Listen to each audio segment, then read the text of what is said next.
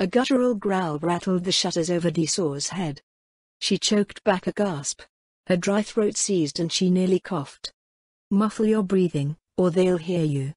Disaw curled up more tightly into the corner of her tiny home, pressing her mouth and nose against her knees. She would have hidden her face as well, but her eyes were fixed on the window. A hulking shadow crossed over the slits of the shutters, then stopped. Her heart froze. She clenched as tightly as she could. "Don't soil yourself, they'll smell you." The shadow drew closer. A snuffling sound came from outside. Trembling took her body. She couldn't stop it. "I'm going to die. I don't want to die. Not like this." She couldn't hide. It was useless. She was only human. No matter how shallow her breathing, they could hear it. Even if she didn't soil herself, they could smell her. Her sweat, the smell sticking to her skin and clothing, the odors of her home. Disaw knew what it was doing. She had heard the stories.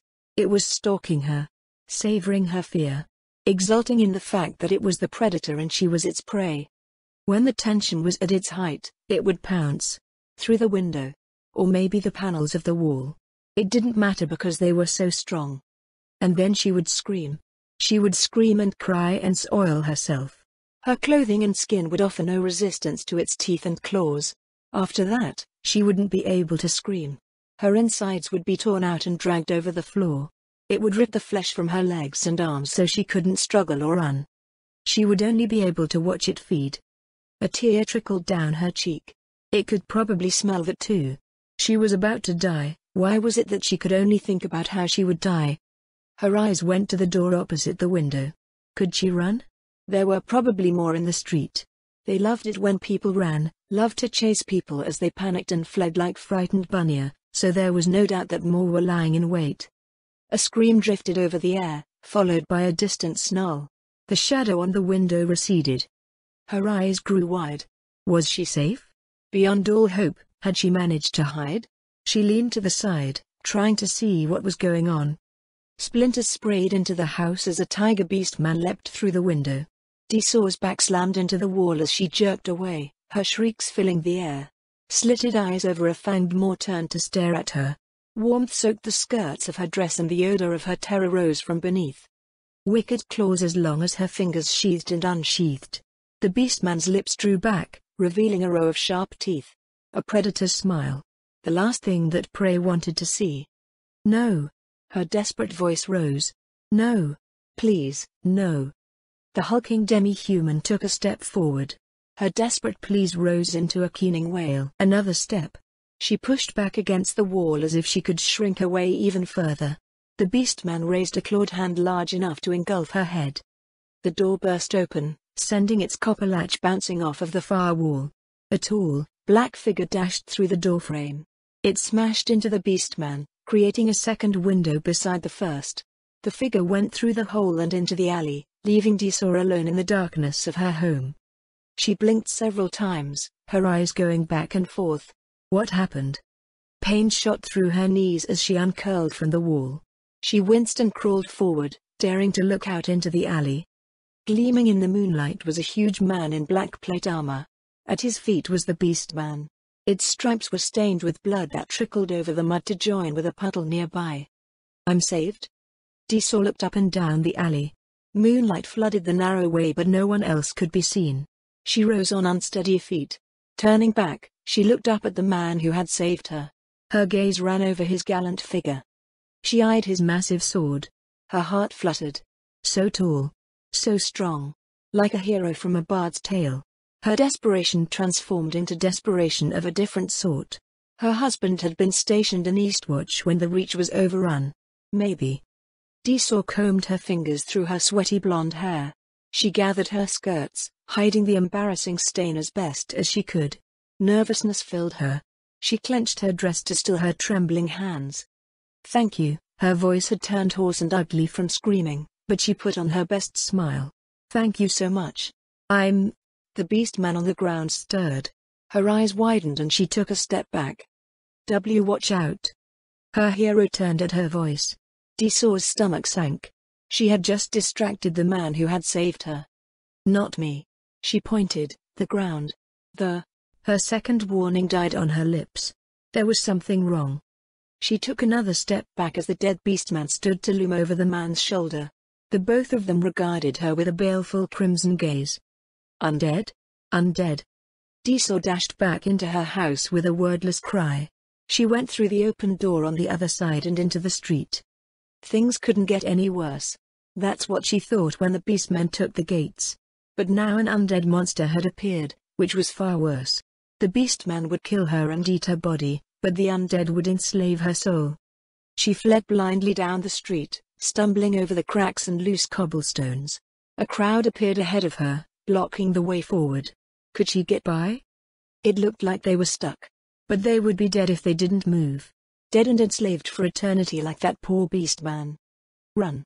She pushed into the crowd. Run. The undead are here. She stumbled out the front, taking all of 2 steps before she stopped. Ahead of her was another tall, black figure, clad in black plate armor. Her heart despaired when she eyed its massive sword. There are more. Her feet rooted to the ground as terror took her. They were all doomed. I believed that woman was about to proposition that Death Knight. Ludmilla stopped in her tracks, turning a queer look at Psycho. Don't be silly, she said. She was probably just thanking it for saving her. Our analysis of human literature has indicated that similar circumstances lead to romantic outcomes. Those are just stories, Ludmilla waved a hand dismissively. They are meant for entertainment. Besides, no good can come out of a relationship founded on frivolous feelings.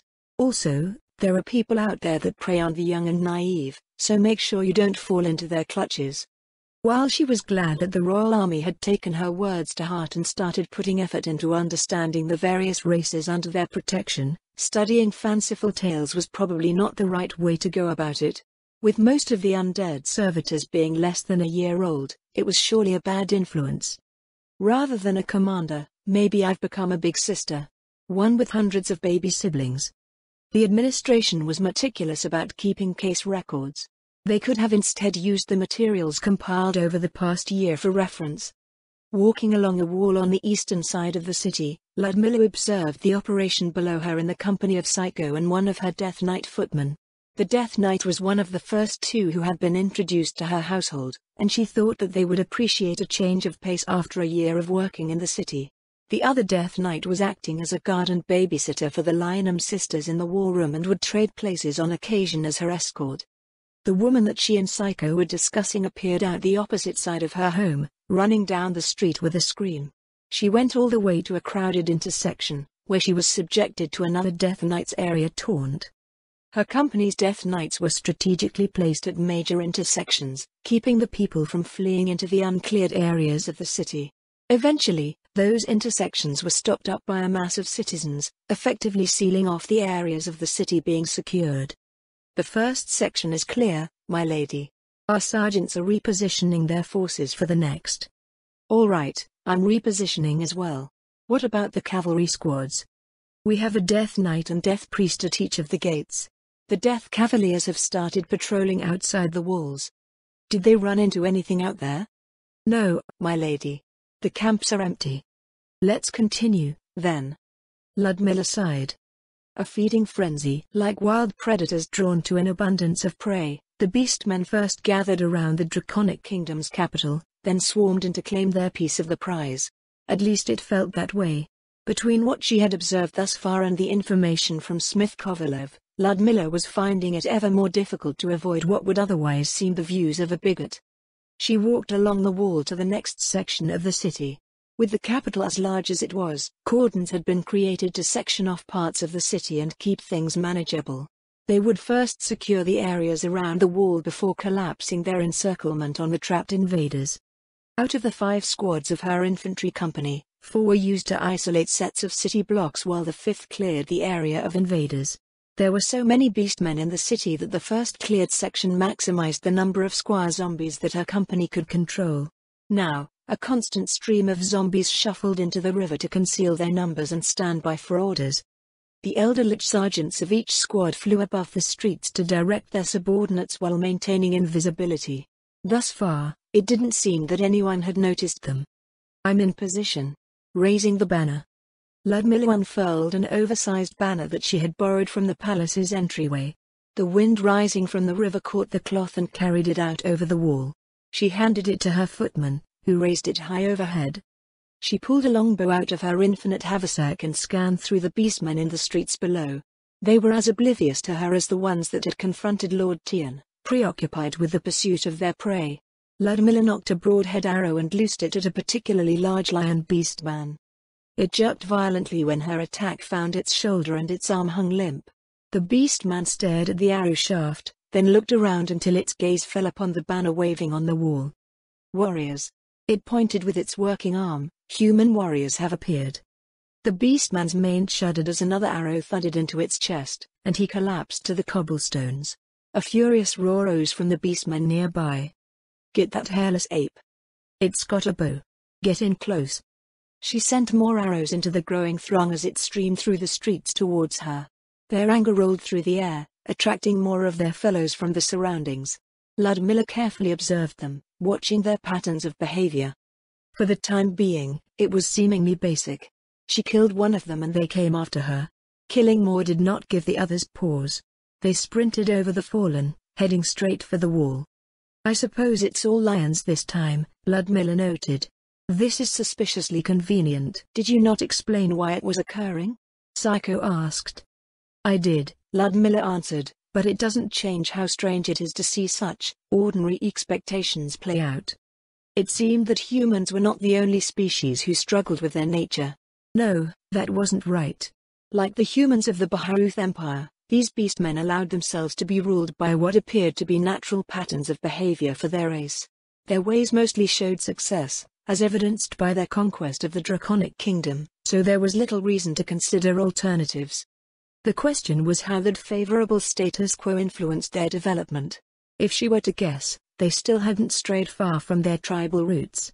Though they had formed what was supposedly an official country, each member race still segregated themselves into their respective tribes and operated as such. Clans were formed out of tribes in a similar manner to how minor nobles gathered under high nobles. Those clan lords formed a war council much like how high nobles did. By the same token, human kingdoms and empires were collections of human lords who submitted to an overlord and were bound by contractual agreements. This created a superior position for the whole, but each human lord's problems were their own to deal with unless it was important enough to draw in their liege's liege and so on. Applying this social logic to the tribes of the Beastman Kingdom, if it was a kingdom at all, seemed to work so far. A handful of humans was not a problem for the entire army. When she attacked them, single tribes came after her and the other tribes ignored what they were doing and why. Attempting to move in on another tribe's prey might have even gotten them attacked for interfering with that tribe's affairs. This made it rather convenient to isolate and destroy them. Each tribe claimed a few city blocks as territory and stuck to it. As long as other tribes couldn't see what was going on and as long as no one was allowed to escape, they could go around exterminating the invaders one tribe at a time. The demi-humans continued to flow towards the wall and Ludmilla waited until the numbers coming from the street petered out. Several hundred had come out of the buildings to flood the area below. Those that had reached the foot of the wall attempted to climb up, using their claws to find purchase on the stone. Others were more sensible and headed for the nearest set of stairs. They're in position. Get in behind them. Use wraiths to begin killing any stragglers that look like mystics. While the Draconic Kingdom had mysterious deficiencies in their communication capabilities, she couldn't assume that the Beastmen were similarly lacking. To minimize the chance of word reaching the invaders' allies out in the rural areas, the city's gates were guarded and Death Cavaliers patrolled the surroundings. With passage barred, the risks that remained were posed by casters with message spells, those with access to flight magic, and those that could control flying creatures which could physically deliver messages. The squads lying in wait moved at her command, taking the streets behind the distracted beastmen. On the side closest to the cleared blocks they had come from, a swarm of squire zombies shuffled towards their targets. Ludmilla nodded to herself as the battle started. The response of the nearest beastmen was nearly instantaneous. The lowly Nasikag has no place here. One of them shouted at the squire zombies, go back to your little corner before your mangy fur is drenched with your blood. She cocked her head at the untranslated portions of the challenge. Were the beastman tribes not the demi-human tribes she was familiar with? If they were, it should have come out as the Na tribe or the Sikag tribe. Predictably, The squire zombies did not respond. The lion beastmen gathered their feet under them, preparing to pounce. "Say," Ludmilla said. "Can squire zombies talk?" "No," Psycho replied. "Drat." Using squire zombies to taunt rival tribes into giving away information about their relationships with one another might have been interesting. Ludmilla's undead troops shuffled forward a few more meters before the lion beastmen rushed them. They crashed into the squire zombie lines, seemingly oblivious to their unliving state. That lasted about as long as they started to inflict wounds. The squire zombies probably didn't taste quite right. "Enemies approach," Psycho said. The first of the beastmen made it to the top of the stairs and ran in their direction. Ludmilla took back the banner. "They're all yours," she told her footman. "Try not to waste any." Drawing its flumbudge, the Death Knight charged forward with an unearthly howl. The beastmen focused on the Death Knight, but it just plowed straight through the entire group. Ludmilla wordlessly shook her head. Since the Beastman Kingdom required powerful adventurers and assistance from the slain theocracy to repel, she had come prepared to fight a formidable foe. The fact that a group of them had come into the palace unchallenged to kill an adamantite adventurer team also put her on her guard. What she had found so far, however, was confusingly less of a threat than what she might find out of random beastman tribes eking out an existence in the wilderness. To be certain, they were strong relative to the average human adult. Nearly all of them gave off the raw sense of danger roughly equivalent to one of the Sorceress Kingdom's silver-ranked adventurers going into a gold-ranked test. This put them at a difficulty rating between 30 and 36. Considering that the average adult human civilian was anywhere between difficulty rating 1 and 6, it made them terrifying opponents for the regular citizens of the Draconic Kingdom. The problem was that they were suspiciously weak. Not weak in the sense of their physical capabilities, but weak when it came to both their technical combat prowess and conditioning as warriors. Even the way that they behaved as they ransacked the city and confronted other beastmen was not quite right. The challenge sent out to her squire zombies lacked weight. It was all bluster and no substance. A set of claws appeared at her feet. Ludmilla looked down to find that one of the beastmen obstinately scaling the wall had finally reached her. She leaned forward to grab it by the scruff of the neck and tossed it onto the wall. The beastman scrambled to right itself. "Charm that." "Charm species." The beastman stopped. After a moment, it slowly rose to its feet. Ludmilla frowned. "It stuck?" "The spell was successfully applied," Psycho replied. Charm-type spells were notoriously difficult to land, even with a substantial difference in power. She looked at the beastman, examining its adornment, but she couldn't make much sense out of it. "Keep him around for later questioning," Ludmilla said as she equipped her glaive. "A lot of things don't add up here." "May I ask what you mean by that, my lady?" "You may," Ludmilla told the elder lich, "but I don't have an answer. Not yet. I just know that something is wrong." She went around dislodging the beastmen climbing the wall. After prodding a few off, she activated the weapon's ability damage enchantment and tapped the next one on the head. Its ascent ceased and she tapped it again. The beastman's limbs visibly trembled before it lost its hold on the wall and fell to the street 10 meters below. Like a cat, it landed on its feet, but doing so didn't save it from breaking its legs. On the ground, the beastmen seemed to realize that they were not facing other beastmen, but zombies. That didn't stop them, however. Ludmilla supposed that zombies were almost universally seen as weak. A beastman zombie would be very strong relative to a human zombie, but, for beastmen, it would be akin to humans facing human zombies. This wasn't much of a problem if they weren't careless. It didn't help that there were actual beastman zombies raised by the squire zombies confounding their recognition of the threat. The appearance of Death Knights in the streets to the west signaled the imminent conclusion of the battle. Half of the beastmen were gone by then and they had at least recognized that something was amiss. Ludmilla addressed the approaching Death Knights. "If you need new squire zombies, go ahead and claim them. Otherwise, keep these invaders from escaping while we zombify them." She turned her attention to the palace tower where her general staff was operating. "We're Luvian, we're finishing up the main group here.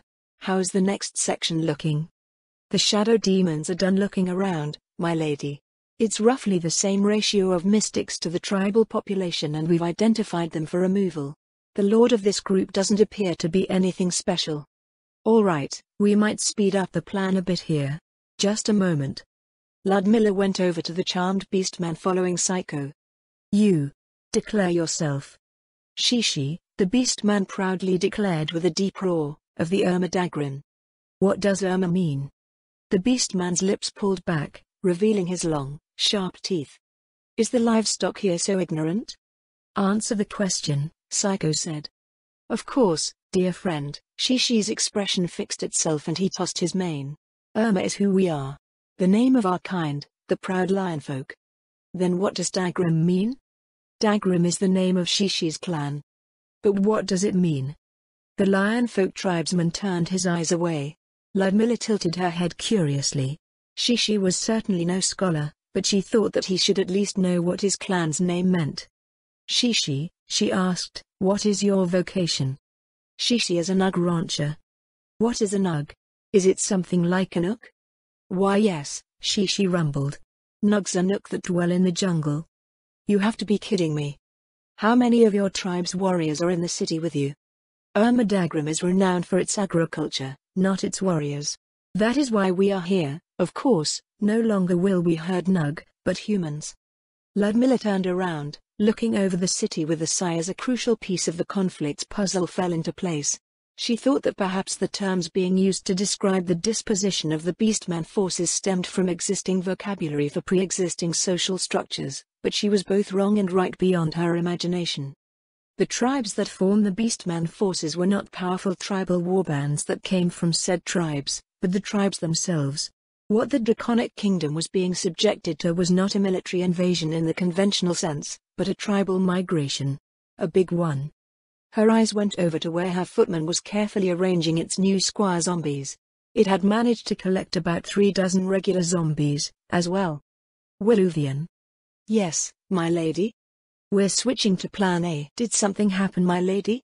Should we call for reinforcements? It's the opposite. I don't think there are any major threats in the city. Anything substantial is probably limited, so the lives of the citizens are being lost out of unnecessary caution. I want this army dead by dawn. 9th day, Upper Wind Month, 1 CE, 0700 hours. Hey, is it really safe? Dylan looked out the door of a nondescript carriage at Sebastian, who had extended his hand to help her out. They had remained together in her throne room since his arrival that night, and now the sun was rising in the east. The throne room's balcony overlooked the river, so she couldn't see what was going on in the city while they waited. What she did know, however, was that the screams had stopped. As they rode through the city streets, she saw the bodies of many of her subjects, most in various stages of dismemberment. According to Sebastian, the survivors were in hiding, which was understandable given what they had just gone through. What she didn't see, however, were the beastmen. The city was quiet, but she didn't notice any of their corpses lying about. She poked her head out of the cabin doorway, checking to see if anyone else was around. There were no beastmen in sight, and her subjects probably wouldn't know who she was since she was currently her adult self. The city has been secured against the beastmen invaders, Your Majesty, Sebastian said. Admittedly, we do not know the security situation with your subjects, but I will endeavor to keep you safe. Heat crept up her neck as she touched the tips of her fingers to Sebastian's outstretched palm. She needed to get a grip on herself. The handsome man, who claimed to be the Sorcerer King's butler, offered her his arm once she stepped out of the carriage. After a moment's hesitation, she wrapped her hand around his elbow and allowed herself to be led to one of the towers along the wall with a blush on her cheeks. Is there a reason why we are at the wall? Her voice echoed up the tower's stairwell. Even if you say the city is safe, the beastmen can still easily climb in from outside. You requested proof of our capabilities, Your Majesty, Sebastian replied. That proof has been arranged outside. Did they have a battle outside the city walls? They did ask if she wanted to hire their security forces. If they brought an army, it would make sense that the beastmen had left to fight them. That was why there were none to be seen in the city. Now that she could make some sense of things again, she wondered what sort of army had come. Her subordinates reported that 40,000 beastmen had surrounded the capital, so the army of the Sorceress Kingdom must have been at least as strong as Baharuth's imperial army. It was no wonder they could carve out a nation where they did, but how could they afford to maintain such an army with their tiny territory? At the top of the stairs, Sebastian stood aside in front of the tower exit. He motioned for her to walk out onto the wall. Draudillan lingered for a moment, wishing that he hadn't drawn away. She steeled herself for the inevitable scene of carnage before walking out into the sunrise. Her steps took her halfway to the next tower before she forced herself to cast her gaze to the east. Her breath caught in her throat. For the first time since they met, Draudillan abandoned all thoughts of Sebastian. The wind whipped over the battlements, over her diaphanous gossamer silks and tossed at the painstakingly arranged locks of her jet-black hair. She ignored it all, placing her trembling hands on the wall to support herself as she leaned out from the embrasure. Below, in the fields to the east of the capital, was an army. Over the trampled tents, fires and enclosures of the besieging beastmen camp stood columns of her dread foe, casting long shadows with the rising sun. Tens of thousands of beastmen, but something was wrong. Draudillan peered down at the closest row and saw that many displayed horrific injuries, yet continued to stand without complaint. Damaged garments, exposed entrails, smashed heads. Where an officer should stand at the right corner of each formation, was a monstrous creature in spiked, black plate wielding a massive tower shield and wicked-looking flamboyant. These beastmen were all undead. She paled, fighting to keep herself from retching in terror. Did the war finally reach a point where all of the violence, pain, suffering and death gave rise to the undead? No, that shouldn't be the case. The beastmen understood how to manage the state of their pens and slaughterhouses, else their country wouldn't stay a country for long. Choking down the bile in her throat, she scanned the ranks and saw that every one of them was the same. Why are there so many undead? Draudillan asked Sebastian in a quavering voice. They are the remains of the army that was so brutally savaging your capital, your majesty. Sebastian stroked his beard. As you can see, the invaders have been repurposed for a new cause. Repurposed. Her memory drifted back to Sebastian's entrance to the throne room, to the tall woman wrapped in her mantle of grim hunter green. With but a simple order from Sebastian, she had calmly turned around and routed the tens of thousands of beastmen flooding the city streets. No, not routed, she had them explicitly slaughtered to fill the ranks of the unquite dead. Draudillan looked out to the mountains in the distant northeast and shivered, but it was not from the cold morning air. Not 3 hours had passed since Sebastian's arrival and a fearsome beastman army had been obliterated in its entirety. Present arms. A woman's crystal-clear voice sounded over the air. Thunderous noise filled Draudillan's ears as tens of thousands of undead straightened in unison and offered a salute. She turned her gaze over the fields again, over the undead army neatly arrayed before her. A banner was raised at regular points along the front rank. It was not the banner of the slain theocracy, which had so callously left her nation to flounder in its greatest hour of need.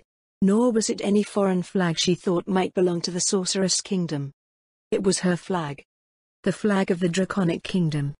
It was a blatant offer, one presented by the might of an army dredged from the murk of nightmares. She could take it back. All of it. Draudillan closed her eyes and swallowed, taking a deep breath to settle her nerves. With the solution to her crisis apparent, she released the thousands of souls in her keeping, feeling them fade away as they went to rejoin the world. She was glad that she didn't destroy them to fuel her magic. What price she might have to pay for the assistance of this army of darkness filled her with dread, but whatever the price might be, it was far preferable to diminishing the whole. Draudillan Auriculus, the black-scaled dragon lord and queen of the draconic kingdom, turned to face Sebastian. Where do we sign? 9th day, upper wind month, 1 CE, 2000 hours. Twilight settled over the wind-swept grassland, casting an ominous hue over Goronakira's surroundings. The lighting seemed to play with the edges of his dark vision, his eyes narrowed as he peered out from his post. This is an evil place. His fur rose and he flicked his ear in irritation. Somewhere beyond the stand of aspen where he lurked lay a place that the humans called the Katza Plains, a cursed wasteland where the undead rose without end. The other scouts keeping watch said it was about 20 kilometers from where he was, but even with it so far away there were no animals to hunt, only endless seas of tall grass and stands of aspen dotting the landscape. This, more than any verbal account, convinced him of the humans' claim, that the instincts of living things caused them to avoid the border meant that a place where evil dwelled was surely close. At least we can use the humans. Unlike beastmen, humans had a high tolerance for continual danger. Several weak prey species were notable for this. The sages theorized that they were always in danger, so had thus become accustomed to it. They did not react to threats unless they were so close to them that it was often too late. This made them ideal for agriculture in dangerous areas once the proper measures were enacted. Field beastmen like Goro, however, were highly sensitive to danger and competition. This sense was vague, but it could extend for dozens of kilometers or more. If they were aware of threats, they became uneasy and would act to evade the source, or find and eliminate them. A cursed wasteland was not so easy to remove, however, so beastmen could never live close to it. They would simply stock the area with humans, keep them from leaving and harvest them every few years. He didn't envy the tribes that ended up with these fringe territories to manage.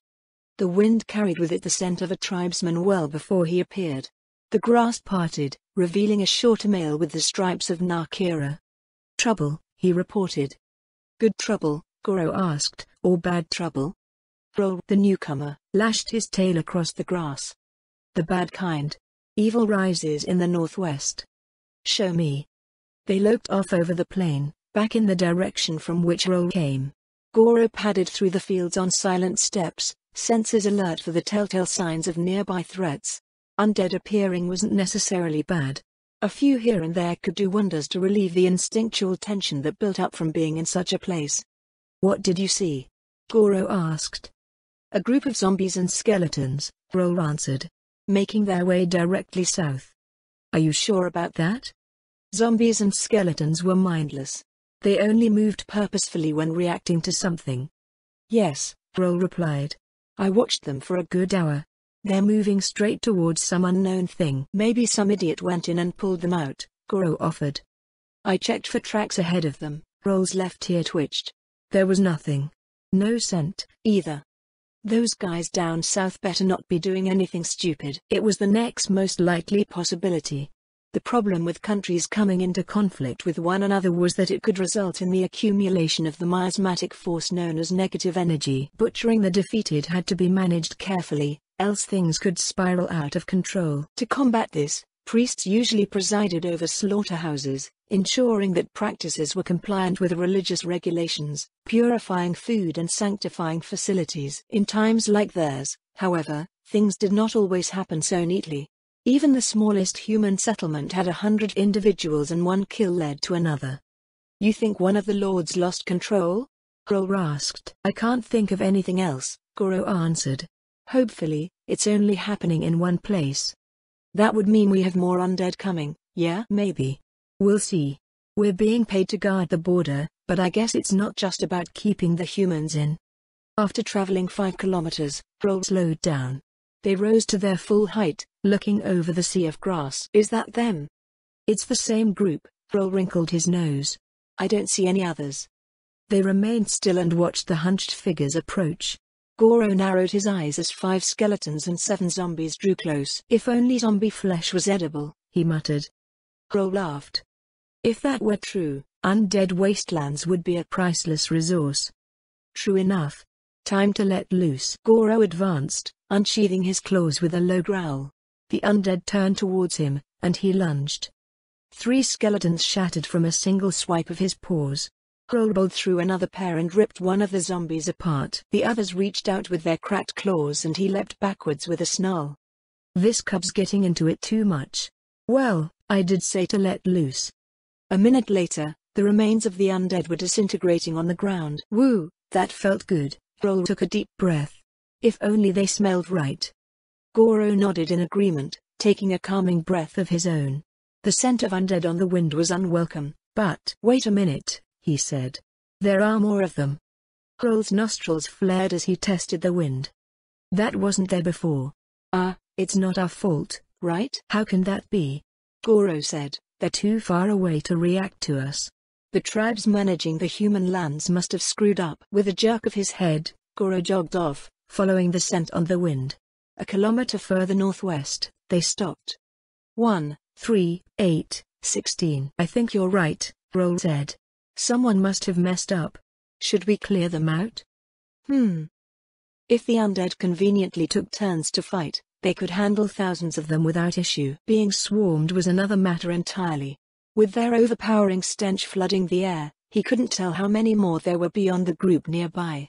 He eyed the advancing zombies and skeletons, a low rumble rising from his chest. "Something isn't right," he said. "They're undead." Roll's striped tail waved off-handedly. "They're as wrong can be." "That's not it," Goro told him. "First of all, why are they mixed up like that?" "What do you mean?" "They're mindless. If something's drawing them, why would they all move at the same speed? The skeletons should be far ahead of the zombies. I see some other things in there that should be faster, as well." "So, Elder Lich?" Goro peered to the northwest, past the advancing mob. Somewhere in the distant mist, a powerful force was coordinating the undead. "Could be," Goro said. "There are a few things that could do it. I don't know how big this Katsa Plains that the humans speak of is, but I think we would know if something truly powerful lurked there." That was the problem with human lands. Trade didn't flow freely and beastman spies didn't exactly blend in. Everything beyond the so-called Draconic Kingdom was an unknown frontier. The undead, however, were another matter entirely. They were abominations that hated the living, so the presence of a powerful undead being would be felt by its neighbors no matter who they were. No one would purposely obscure their existence. Everyone set aside their differences when it came to such threats, as they were enemies of all life. If they weren't dealt with, they would only grow stronger over time with their limitless lifespans. "We should report back, yeah?" "Yeah. They only have themselves to blame. Some of their people messed up and now the undead have come calling." Goro cast one last look at the mist creeping over the land, shrouding the undead in a treacherous cloak. 2 hours later, he and Roll arrived at a forested area that the humans once used to grow firewood. Shelters were raised between the trees, but the settlement lacked the appeal of a proper forest or jungle. In the deepest part was a clearing where an Overlord feasted on a screaming human. "Goro," he called out jovially, his jowls dripping with blood, "you have impeccable timing. Come, join us for our meal. A fresh shipment has just arrived. We have males and females of all ages for you to enjoy." Goro's ears pricked at the scene before him. The way he was eating the human was religiously prohibited save for special occasions and exceptional circumstances. It was a decadent indulgence that led to the accumulation of negative energy. "Inertia," Goro genuflected before the Overlord. "Word arrives from the northwest. I believe it wise to call a council of the clans." The Overlord's claws slammed onto the stone table before him, crushing the human skull and cutting short its screeching. All around them, the chattering tribespeople stopped to stare. "Do not presume to dictate to me, Nakira," he roared. "Deliver your report and I will decide whether the clans should be called." Goro's whiskers flattened over his cheeks and he lowered his head in apology. "An army comes from the northwest, Inertia." "The northwest? But that means..." Goro looked up and nodded. Inertia settled back on his haunches. "How many?" the Overlord asked. "Several hundred by the time we decided to report back," Goro answered. "They're coordinated, so a Lord of the Undead should be present." "A Lord of the Undead, as in an Elder Lich?" "It would be consistent with the patterns of undead that appear in the area," Goro replied. "However, we did not spot it while we were out there, so I believe that conclusions should not be made so readily." Inertia Ermamore rose to his feet, wiping his claws with a blood-stained cloth. "The clans will be called," he declared. "Send runners to the tribes.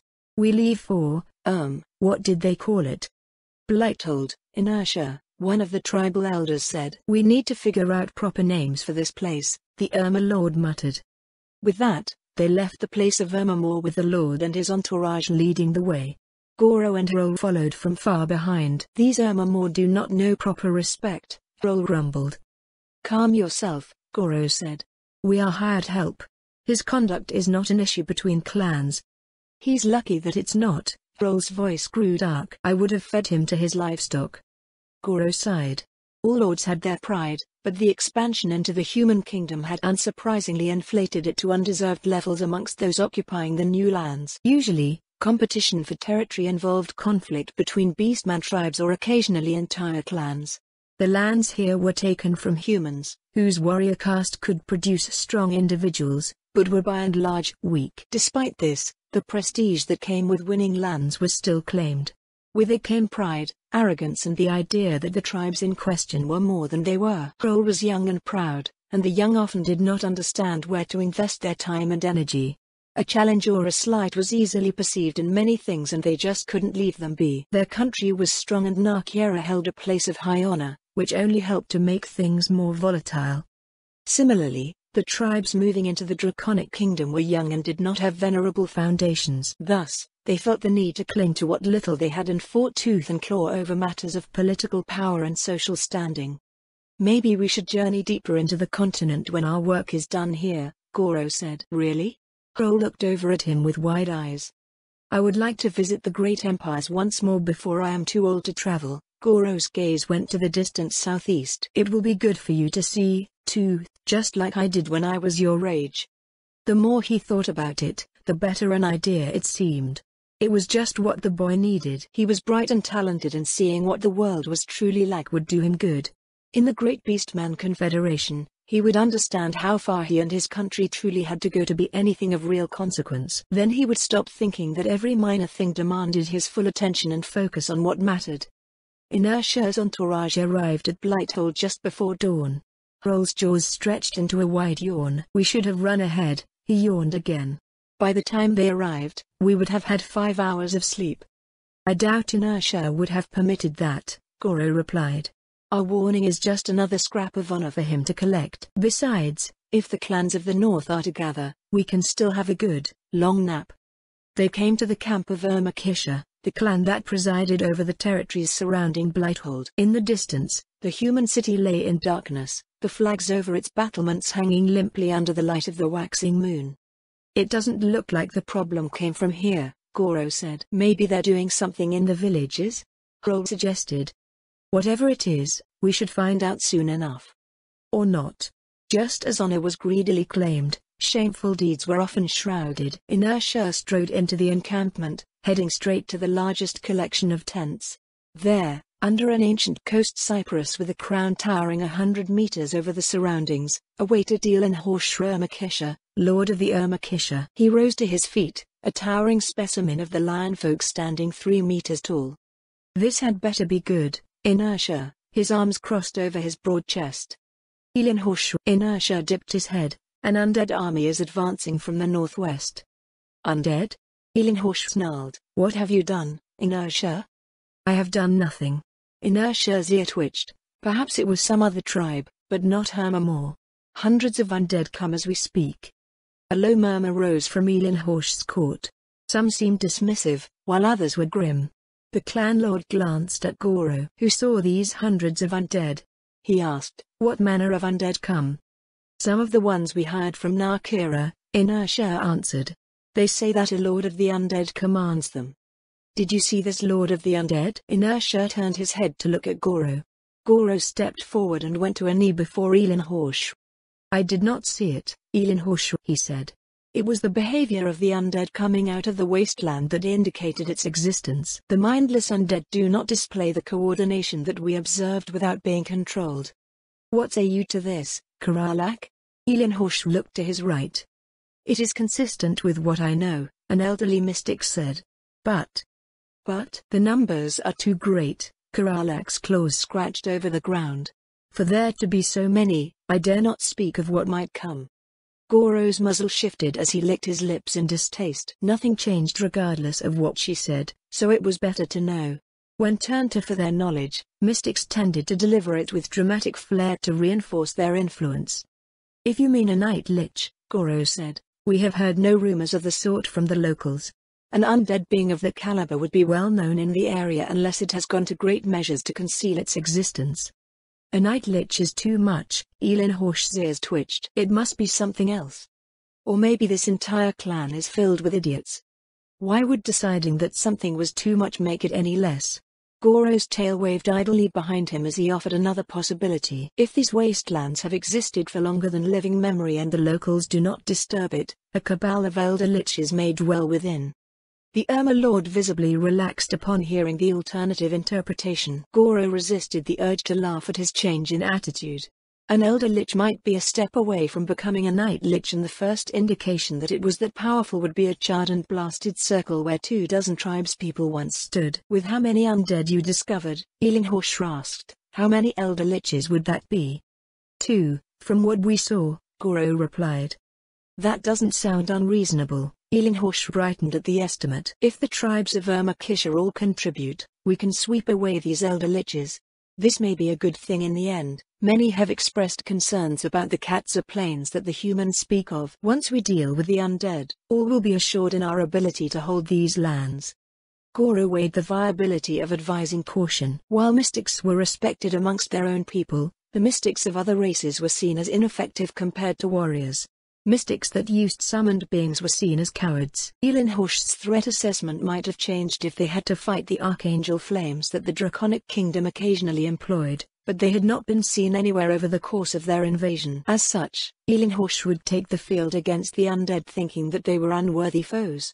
Goro's caution would probably invite scorn or even anger. It was at times like this that he wished he was a bard who could sway the sentiments of others with their speechcraft. Should we not inform the other clans? Goro asked. Why would we do that? Elenhorsch scoffed. We have the matter well in hand. The idea has merit, Inertia said. Rather than rumors of our exploits slowly spreading, we should inform the others of this undead army. The others will worry as they await the conclusion, and that will make our victory all the more impressive. All will know the strength of Irmakisha. That wasn't what Goro had in mind, but would that work? The other clans probably wouldn't come, but they at least would have some warning if things took a dire turn. Report. A voice sounded from behind him. Report from Erma-Garal. So noisy, Elenhorsch scowled. What is it? Spit it out. Undead have been spotted in the northwest. We already know that. The Overlord snapped. Send runners to the tribes. This will be over before the day is done. Another runner appeared, breath heaving as she staggered into the court. Our report. Shut up.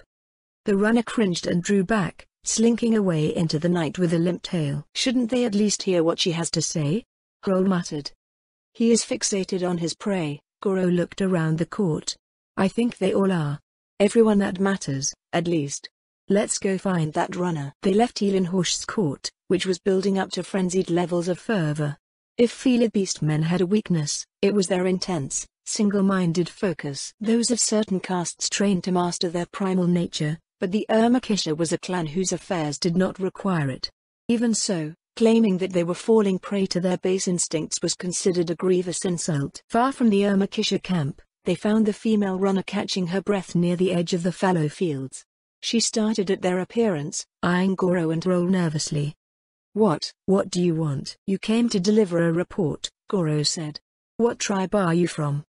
of Hag, the runner replied. The Narkiera scouts reported it to my lord and he sent me to warn Elenhorsch. Unlike Erma-Garal, of Hag was positioned far enough away from where Hrol had spotted the undead that it was probably a different group. What did they see? Goro asked.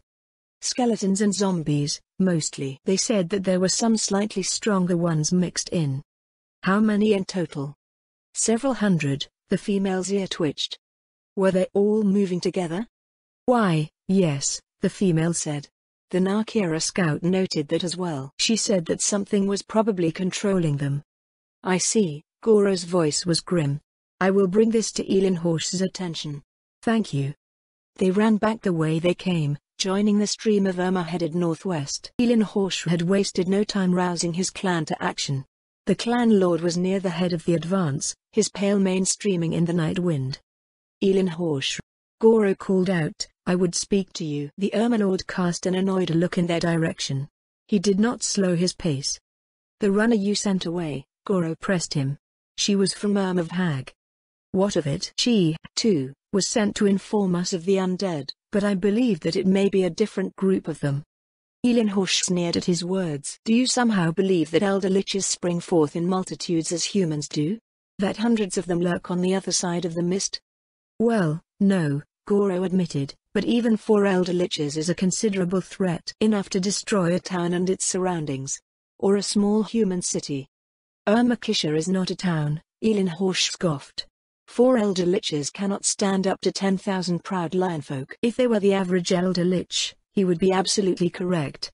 While their mana reserves were vast, they were still limited. Physically speaking, they were not much. Their fireballs and lightning bolts could be dodged or simply withstood. They certainly could not sustain a battle against so many lionfolk, even if those lionfolk were not warriors. Not a single battle, at least. Would it not be prudent to lay in wait and see what the time brings? Goro said, better to pounce after we know so that we may strike decisively. Your caution is as expected for one of Nakira, Elinhorsh said. But it is unnecessary here. Be it 4 elder liches or 12, the result will be our victory. This is especially the case since Nakira fights with us. Even so, Goro replied, things may not be as they seem. Why would they be drawn south in the first place? Urmakisha would not mismanage their territories. About that. He stared at the Overlord. Elinhorsh waved a hand. Not us, Elinhorsh said. The human capital. One of the clans there took a gate and entered the city. The others would not stand by and be upstaged. When did this happen? Starting yesterday morning, the Overlord said. A hawk from the south delivered the news to us. Goro let out a long sigh. The last that he heard, the Draconic Kingdom's capital had nearly 400,000 humans from the surrounding countryside cowering within its walls. A slaughter of that scale would surely attract the undead. At least someone had the presence of mind to send a warning. Given the extent of the undead advance, the timing seemed to line up. In that case, we have every reason to exercise caution. We do not know how large the Katsa Plains are or anything of its history. It may very well be like the Dreadlands of the south. If it was anything like that, Elinhorsh said, these humans would not be able to exist so near. They once had forces capable of turning their warrior clans, Goro noted. We have not seen them for over a year. It could be that they were lost to the undead. We shall see. If the forces of the undead are overwhelming, we can simply withdraw. Zombies are not going to outrun us. Elinhorsh turned his attention forward. Goro fell away. What do we do? Goro asked. Let's stop and rest for now, Goro answered. We can rejoin them later. If the other tribes sent runners, they should be trying to catch up to Elinhorsh. Not 15 minutes passed before the first of the expected runners came. Which tribe? Goro offered his water flask. Isla, the runner panted. Goro considered the new information as the runner took noisy gulps of water. They were even further east from Hag, so the likelihood of another group of undead was nearly certain. What did they send you to report? Undead. Hundreds. The Nakira scout suggested that there was an undead lord. Did Urmakisha go to fight them? They're headed to intercept the undead spotted near Moor. That's nearly 10 kilometers from Isla, so it must be a different group. But why would so many undead appear at once? The apparent explanation is that someone was having too much fun in the human capital. The runner's mouth fell open, aghast. What are they thinking? I don't think thinking was part of the process, Goro replied sardonically. Releasing a disgusted sound, the runner flopped to the ground and looked up at the starry sky. Goro quietly waited to see if any other runners appeared. By early morning, 3 more came by, all reporting roughly the same thing. This brought Goro's estimate to somewhere around 1 to 2,000 undead and anywhere from 10 to 20 elder liches, depending on their strength. He could only hope that it was 20 weak undead casters and not 10 extraordinarily powerful ones. With the news that the Draconic Kingdom's capital was being taken, one more possibility presented itself, one that he kept to himself. This was that the undead had been drawn on purpose to destroy the clans in the northwest. With the invasion of the Draconic Kingdom now looking more like a permanent occupation, ambitious clan lords would look for opportunities to eliminate rivals for territory. The more territory a clan had, the more resources and tribes they could support. It was the most direct and effective way of gaining power in their country. Once the undead and the tribes of the north had spent each other's strength, the others would move to eliminate them both. Goro shook his head. That was taking things too far. The southern clans wouldn't do such a thing and then send a warning. Unless it was from Natorika. Damn it all, why did he have to die? Those damn humans. If Kalilindrath and Natorika hadn't been slain, everything wouldn't have been thrown into chaos. To their credit, his remaining subordinates had done well to track down and eliminate his assassins before they could capitalize on the loss, but the damage had been done. Without the Great War Master's charisma and power holding everything together, the chain of command had collapsed. The systematic and orderly takeover of the Draconic Kingdom fell apart as the clans and their tribes scattered to conduct their own conquests where they saw fit. Everyone was grabbing as much as they could while the grabbing was good. Goro's sense of foreboding grew as his thoughts wandered. Hello? Yes, grandfather? Go to the Natorika. They need to know about this. Do you know where they are? They're probably the ones who sent word from the human capital, but they've also probably withdrawn so they wouldn't get sucked into the slaughter. Try somewhere east of there. If you cannot find them, head back home and let your father know what's going on here. And what is going on here, exactly? Goro grinned. He was a good boy. Many young males would have insisted on staying to fight, but he was bright and could look beyond himself if he wanted to. Visiting the Beastman Confederation would truly be to his benefit. I cannot give you anything concise. All I can share are the feelings of an old warrior who has seen generations of warfare. Something big is happening. Something dangerous. More dangerous than anything I have ever felt. Does it have something to do with the cursed wasteland? Yes, and no. It is everything at once. Perhaps it started as far back as this conquest did. The resistance was too light. Normally, the humans would have fought and slain many thousands in their effort to turn us away. But we had the War Master this time. We did, Goro agreed. But it still shouldn't have gone so smoothly. The swift capture of 3 cities was a brilliant feat, but enough time has passed for these humans to have mustered some real resistance. Now we are here and all they've been able to do is make precise tactical strikes. There have been no broad counter-offensives to reclaim strategic losses, only ever-failing defenses as the tribes sweep chaotically across the land. If it's some sort of trap, Roll snorted, they have lost too much to set it. What do they hope to gain? Decisively ending any hope of conquest for the next 10 years, to start with. It will not stop our raids, but if they retain their military strength, they may mount a better defense. How many millions did they sacrifice for that? Roll asked. How many will we lose if they succeed? Goro answered, humans are not us, Roll. They're closer to troglodytes than ape beastmen. A teeming prey species without the honor of noble predators. His grandson's expression grew dark. So vile that they would even sell themselves to the undead. Indeed. Everything may be the doing of some shrewd and powerful undead lord. The ease of our advance after the loss of the War Master. The scattering of the tribes. Now the frenzy in the capital and the appearance of this army of darkness. Even with them, there are just enough to spur each tribe that encounters them to spread the word of their coming. Fear was one of the greatest weapons of the undead. Spreading fear would be the hallmark of an undead lord. Everything seems reasonable enough, Roll said. Understanding is to our advantage. When everything seems reasonable enough, Goro told him, that means that something is wrong. When something is too perfect, that perfection is unsettling to the senses. A shadow has been cast over the land, Roll, and we are already under its influence. I wonder what father will say when I pass on your cryptic assessment. Goro clapped his grandson on the back. He will understand. Now go, the sooner we can foil what's going on here, the sooner we go on that trip. Roll vanished into the tall grass, the rustling of his passage growing faint as he made his way. Goro turned and headed north over the trampled path of Vermikisha. He stopped again after several steps. Ah, I finally figured out what it was. His fur stood on end, but he resumed his journey towards the distant mist. The feeling was one that beastmen rarely experienced, especially those of the warrior castes. It was one part tension, one part anticipation and one part dread. They were being hunted.